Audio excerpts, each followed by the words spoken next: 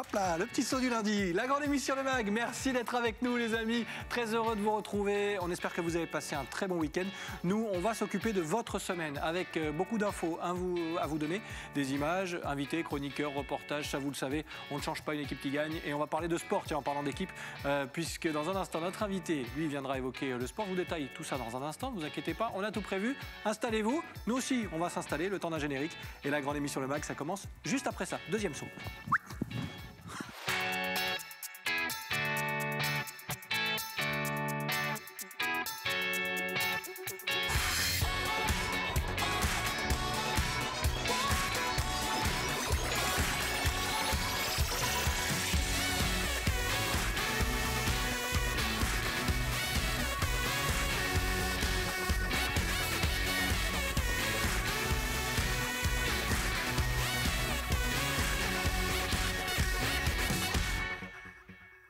Lundi 15 février, vous regardez la grande émission Le Mag. Merci d'être avec nous. C'est un plaisir de vous retrouver après ce petit week-end de repos. On attaque la semaine avec vous et on a encore plein de choses à vous dire. Vous allez voir, le programme est chargé. Je vous le détaille tout de suite avec Frédéric qui sera notre invité dans un instant sur ce plateau.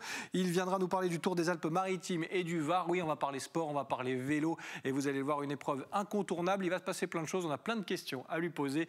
C'est donc Frédéric Mestre qui sera sur ce plateau dans quelques instants. Et puis, le sujet du jour, on ira prendre des nouvelles de la culture avec cet événement qui a eu lieu vendredi dernier au théâtre Antea d'Antibes. Des artistes ont rendu hommage à Pierre Desproges et parmi ces artistes, Gad Elmaleh, il nous a confié son envie de retrouver la scène. Ça fait du bien, la culture s'adapte et on écoutera Gad Elmaleh dans cette émission. Et puis on terminera dans la deuxième partie avec Noël qui sera connecté à ce plateau dans la rubrique À vos côtés. Il est cofondateur de Battle Billard Royal. Alors oui, on va pouvoir jouer au billard en ligne. Ça fait partie des adaptations dans cette période un petit peu particulière et on évoquera ça avec lui. C'est une très bonne idée qu'on mettra en avant dans notre rubrique À vos côtés. Elle est, à mes côtés pour attaquer cette émission et c'est un plaisir de la retrouver. Laura, comment ça va? Bah, ça va comme d'habitude. Ouais. Ouais. Le week-end a été bon? Ouais, après la Saint-Valentin. Tu es rayonnante. Je pense que la Saint-Valentin, c'est très bien passé, non? C'était très très bien. Oui, j'ai passé une très bonne journée. Bah, tant mieux, écoute, tant mieux, tant mieux. Je sais que tu voulais faire un petit coucou en début d'émission avant d'accueillir notre invité. Oui, parce que c'est la Saint-Claude. La Saint-Claude? C'est la Saint-Claude. Aujourd'hui, oui. Aujourd'hui. Ouais. Je fais un gros bisou à Jean-Claude et Annie qui nous regardent souvent. Bah, très bien. Voilà, donc on les embrasse très fort. On leur fait des gros bisous. Merci de votre fidélité à la grande émission Le Mag. On va parler sport, ça te dit? Ah bah oui, toujours. Tu en parles plus que tu en fais peut-être. Tu connais mes talents de sportive, bien sûr. Évidemment. On parle sport avec notre invité Frédéric. On va parler vélo avec le Tour des Alpes-Maritimes et du Var. Frédéric qui est notre invité du jour. Soyez le bienvenu, Frédéric, installez-vous. Oh là là, le dynamisme est déjà là, bim bam. Comment ça va? Bonjour, ça va très bien. Bon, merci d'être là, Laura, Frédéric. Enchantée. Frédéric, Laura, on va parler vélo. Ce n'est pas la spécialité de Laura. Non. Le sport, c'est pas trop son truc. Mais on va essayer de la convaincre et on va surtout voir de belles images. On va en parler de ce Tour des Alpes-Maritimes et du Var. Je parlais d'événements devenus incontournables. C'est vrai que c'est une date qu'on coche maintenant dans le calendrier. Et elle est importante, cette date, pour les cyclistes. C'est effectivement une date importante. Ça fait 53 ans que la course existe et ça fait quelques années qu'elle monte en puissance. On a de très grands noms au palmarès de cette course et on essaye de faire en sorte que chaque année, elle évolue. Et cette année, en plus d'être magnifique de par son parcours, elle sera à la télé. Donc on pourra offrir à beaucoup de gens la joie de suivre la course en direct. Donc tous les ingrédients sont réunis et en plus, on a regardé la météo, il fera beau. Donc tout va bien. Bien sûr, on est sur la Côte d'Azur, ça va bien se passer évidemment. On parle de ces décors azuréens qui vont donner envie. Il y a beaucoup de gens qui vont regarder la télé pendant ces 3 jours. Par contre, quand on est cycliste, faire du vélo sur la Côte d'Azur, ce sont souvent des parcours très relevés. Quand je dis relevé, je sais de quoi on parle puisque ça grimpe forcément. Un mot sur le parcours cette année parce qu'il est encore une fois corsé. C'est une volonté de notre part qu'il soit de plus en plus exigeant. Donc 3 étapes. La première entre Biot et Gourdon. ça résume parfaitement les le territoire des Alpes-Maritimes. Donc on va emprunter toutes les routes de la communauté d'Aglo de Sofia et on va finir sur Gourdon avec 3 ascensions au programme de la montée de Gourdon. Donc c'est 8 km de montée, 4,4% de moyenne. C'est une vraie étape pour se mettre en jambes. C'est déjà très difficile. Donc voilà, on va dire c'est l'entrée. Ce n'est que l'entrée, j'allais dire. Ce n'est que l'entrée, voilà. Elle fait 186 km 800, c'est un vrai... Laura est déjà fatiguée à côté. Moi, c'est... Voilà, c'est une vraie entrée bien costaud. Hein. Et là, déjà, les coureurs auront fort à faire.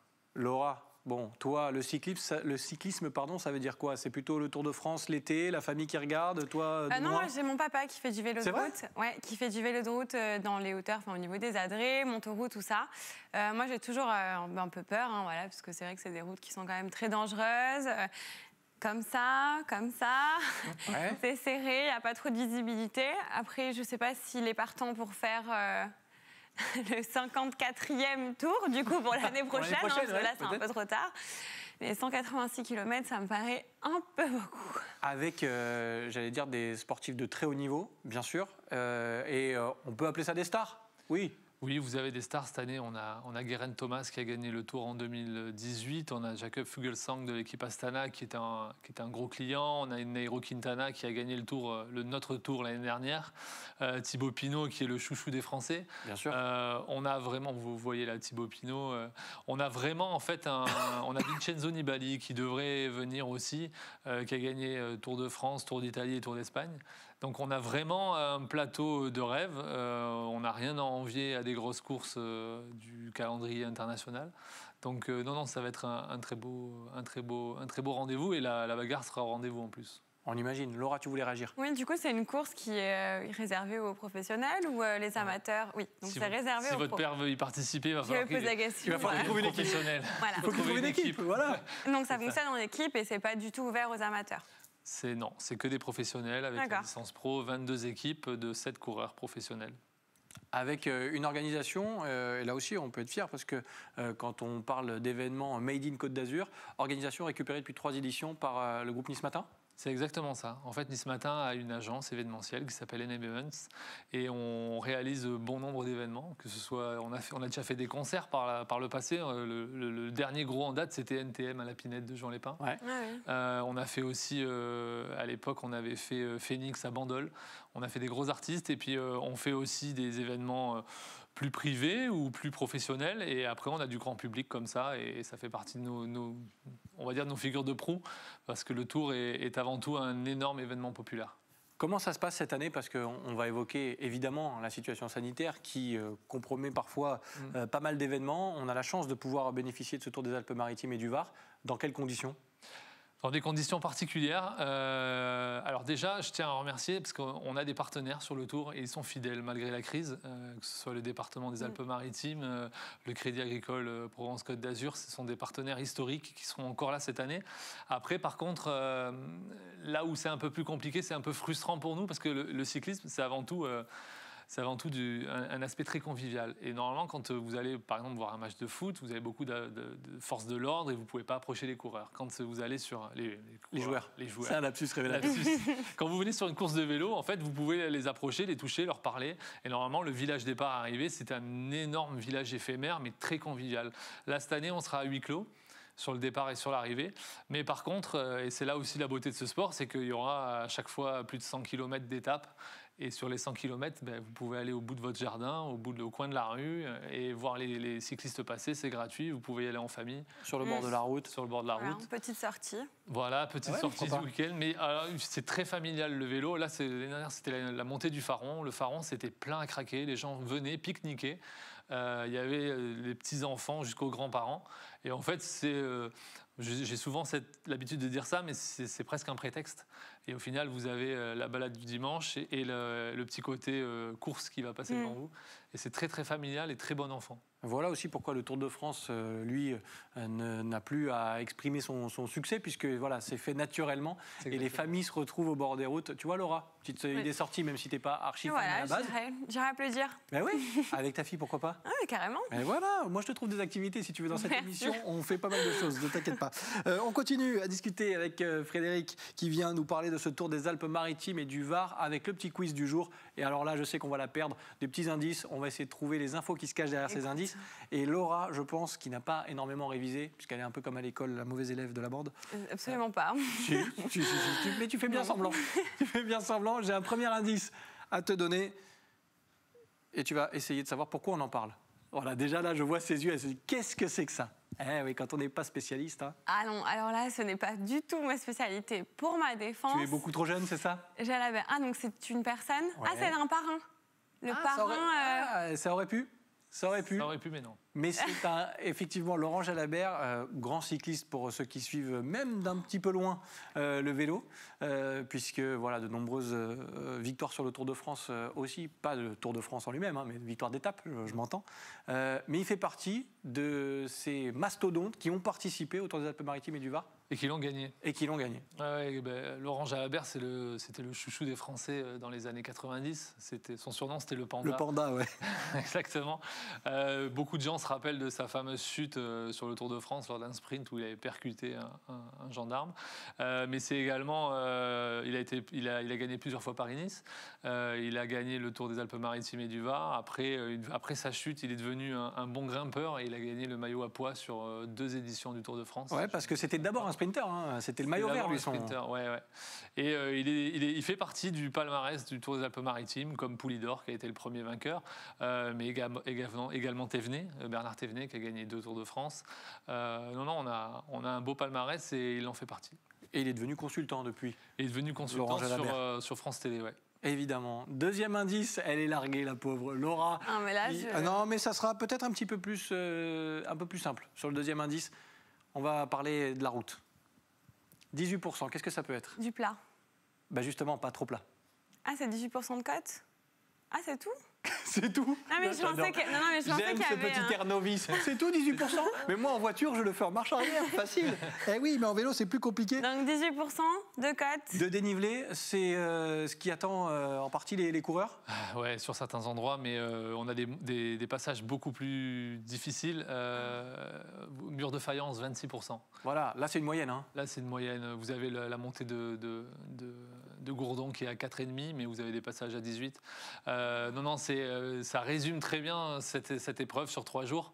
On a 3 jours de grimpette. Pour se faire mal.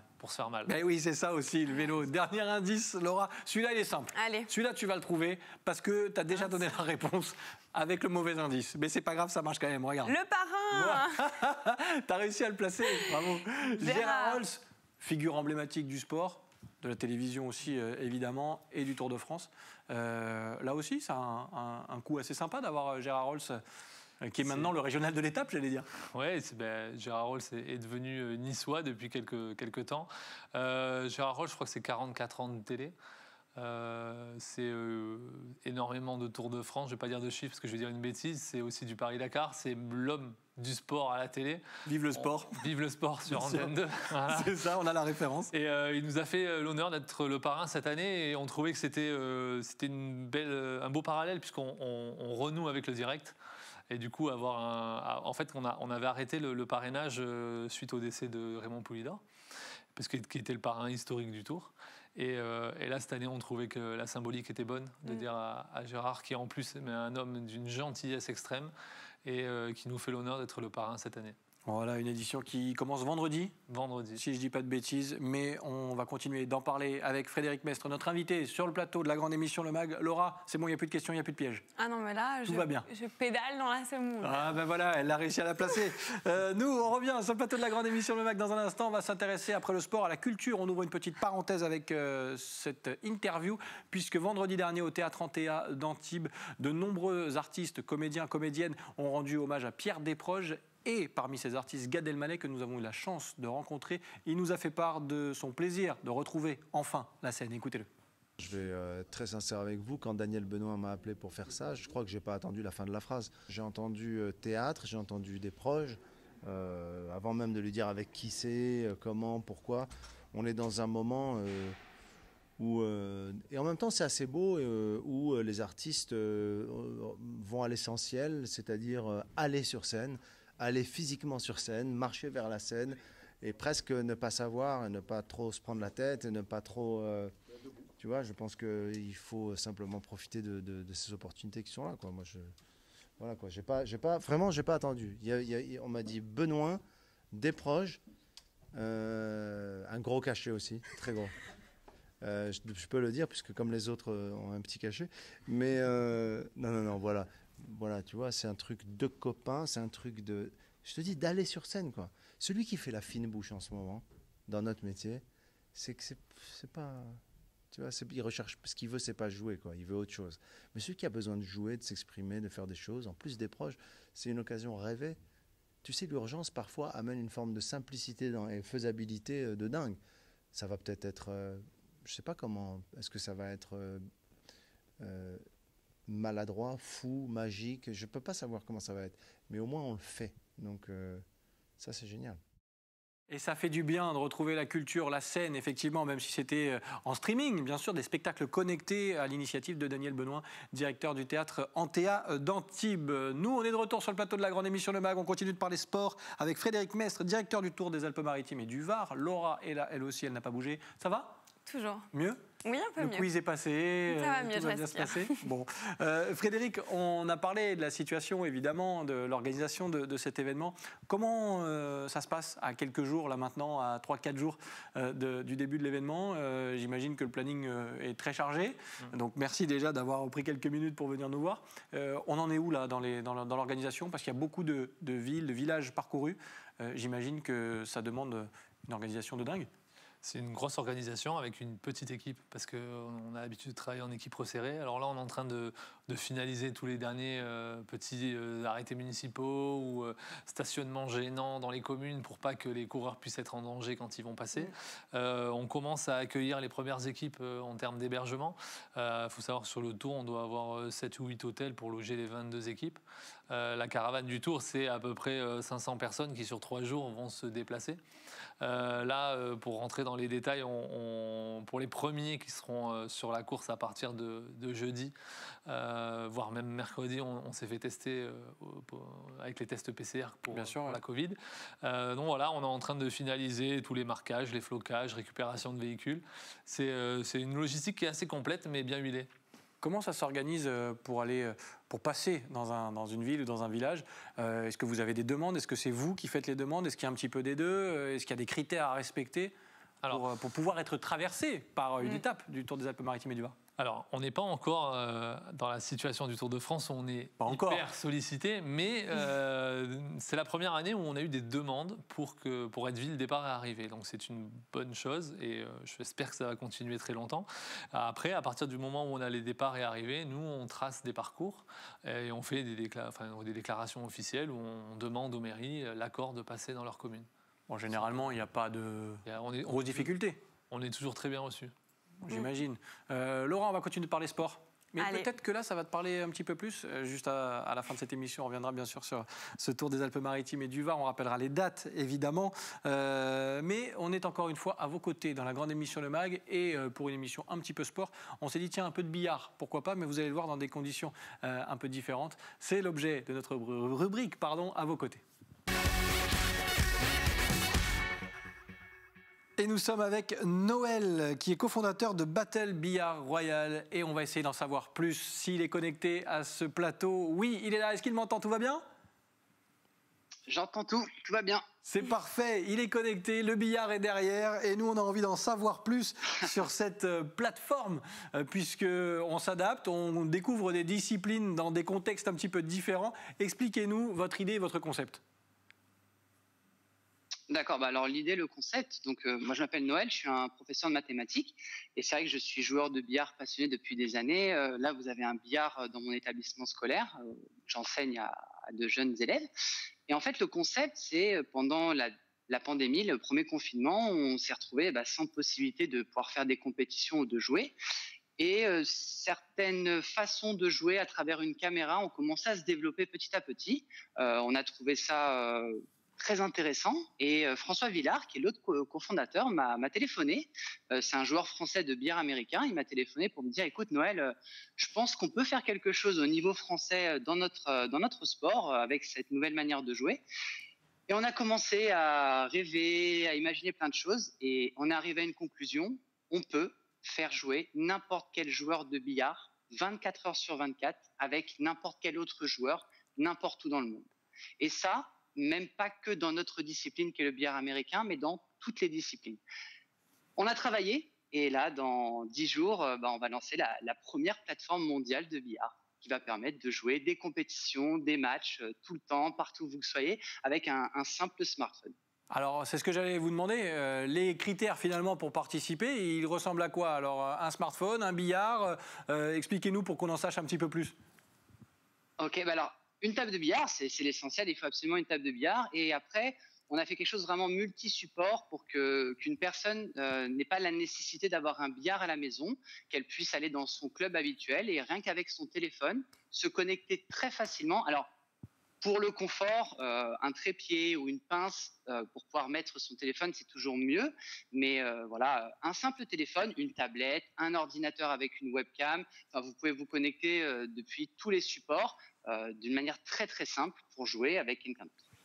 Et alors du coup, ça se passe comment? C'est-à-dire que je joue moi tout seul contre un autre, quelqu'un d'autre à l'autre bout du monde? Comment ça se passe? Alors, ça se passe, c'est la question que les gens me posent tout le temps, mais comment ça se passe? Les billets ne sont pas au même endroit. Alors, c'est vrai qu'il y a une réadaptation des règles du jeu. Pour bien le comprendre, il faut penser un petit peu au bowling. Vous voyez, au bowling, vous avez les quilles dans une position de départ, vous effectuez votre coup, vous marquez des points, et ensuite la main passe à l'adversaire. Et ben, c'est à peu près le même système, tout en respectant la manière de jouer traditionnelle du billard. On a à peu près, voilà, ça se passe comme ça. C'est-à-dire que vous positionnez les billes dans une position d'engagement, vous jouez, vous faites votre série de points, vous marquez vos points, la main passe à l'adversaire, il fait de même. Et c'est le premier des deux qui atteint, disons, 50 points, qui gagne le match. On se réinvente. Laura, elle fait des yeux comme ça, mais tu vois, alors, le sport autrement. Alors, je ne sais absolument pas jouer, donc déjà, je pense que c'est pas pour moi encore ce sport, mais je cherche, hein, promis. Et en plus de ça, j'ai pas de table de billard, mais moi, je suis capable d'envoyer la boule à l'autre bout de... Oui, tu peux aussi. Hein. Il peut y avoir des accidents. Je vais revenir... Oui, allez-y, hein, n'hésitez pas. L'avantage de la visio, c'est que si elle envoie la boule, je suis absolument pas en danger. Oui, mais du coup, pour le coup, c'est pas mal, ouais. Il a raison, Noël. Je voulais terminer avec un petit mot. J'ouvre une petite parenthèse parce qu'au début, vous m'avez dit, voilà, je donne des cours. Est-ce qu'on peut donner des cours de billard à l'école? Est-ce que c'est une envie aussi de se dire, tiens, on va aller chercher les jeunes et les exposer aussi à cette discipline qu'on n'a pas l'habitude d'enseigner si fréquemment que ça? Alors, il faut savoir que grâce à la Fédération française de billard, qui m'a permis d'avoir un diplôme d'animateur de club, et la Ligue Méditerranée et mon établissement scolaire, mes chefs, hein, on a réussi à être le premier établissement scolaire à avoir une table de billard américain professionnelle. Et 3 fois par semaine, de manière bénévole, sur le temps de la demi-pension, j'enseigne à des élèves. Donc le billard, petit à petit se développe. Il y a une grande marque française de matériel de sport qui aussi fait beaucoup d'efforts pour développer ce sport. Donc j'espère que dans les années qui viennent, on commencera à avoir de plus en plus de projets scolaires. Surtout là, on a entamé des discussions avec la Fédération française par rapport à notre système, notre plateforme. Et c'est aussi une manière de pouvoir faire jouer des élèves de différents établissements sans les faire se déplacer, qui est souvent le point négatif. Voilà. Eh ben voilà, il n'y a que du positif. On vous le dit dans la grande émission Le Mag. Battlebillardroyal.com. Merci de nous avoir parlé de ce beau projet, qui est plus qu'un projet maintenant, parce que ça y est, on y est dans quelques jours. Merci Noël. Okay. Et on va vous souhaiter de très belles compétitions en ligne alors. Merci. C'est très gentil. Merci beaucoup. À très bientôt. Voilà, des idées. On vous en donne encore dans la grande émission Le Mag. Et c'était un plaisir. Oui, tu le fais super bien. Tu mimes super bien. Elle fait même le bruit et tout. Oui. Ah ouais, elle a tous les talents, c'est incroyable. Frédéric est en train de se dire, mais qu'est-ce qu'elle est en train de faire? Non, Frédéric, on va revenir au vélo. Tu sais mimer le vélo? Non, ne t'aventure pas là-dessus. On le rappelle, Tour des Alpes-Maritimes et du Var, ça démarre vendredi officiellement. Vendredi 19 à dimanche 21, avec un direct de samedi-dimanche à partir de 14h30 sur France 3 et Eurosport. Et on va se régaler. Oui, parce qu'en plus il fera beau et, il y a tout pour. Et vous aurez la montagne avec la mer, on va voir les plus beaux endroits de la région. C'est ça, la Côte d'Azur aussi. On termine avec le petit coup de cœur du jour, signé Laura. Petit coup de cœur, oui, signé Laura. On parlait d'étudiants tout à l'heure. En plus, elle s'appelle Laura aussi, la fondatrice. Donc, pour le coup, c'est vraiment signé Laura. Donc, c'est une de mes étudiantes qui a créé une plateforme en ligne qui s'appelle CréaB. Donc, ils ont Instagram, un site internet. C'est un mélange de plateformes et réseaux sociaux où tu peux trouver beaucoup de produits artisanaux fabriqués en France dans le domaine de la puériculture. Tout ce qui est textile, voilà, bébé. Et il y a beaucoup, je crois, d'accessoires qu'on peut personnaliser. Donc, tout ce qui est petits cadeaux de naissance et tout. Allez faire un petit tour. Et en plus, c'est français. Tu rappelles le nom ?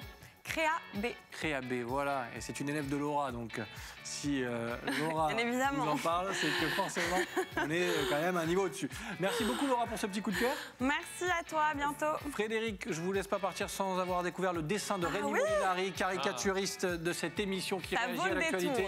Je ne sais même plus ce qu'il a envoyé, il en envoie tous les jours. Est-ce qu'on l'a, le dessin de Rémi Molinari? Oui, il est là, voilà, un certificat de bonne santé physique et morale. Mince alors, et la complaisance, voilà. Il réagit à l'actualité, Rémi Molinari, et il sera de retour très vite sur le plateau de la grande émission Le Mag. Laura, encore merci d'avoir participé avec moi. Merci à toi. C'était un plaisir. Bientôt. Et Frédéric, on va vous souhaiter un bel événement. Ah oui, Il sera beau de toute façon, avec de grands sportifs, de beaux paysages. On est sur la Côte d'Azur, on se fait plaisir. Et merci de nous en avoir parlé avec beaucoup de passion. C'était un plaisir. Merci de m'avoir invité. Avec grand plaisir. Merci à vous, merci de votre fidélité. On a attaqué une nouvelle semaine, on sera là jusqu'à vendredi, puisque la grande émission Le Mag, c'est votre magazine de société 100% Côte d'Azur. On est là du lundi au vendredi à partir de 18h. Je vous souhaite un agréable moment sur les antennes d'Azur TV et je vous dis à demain. Bye bye.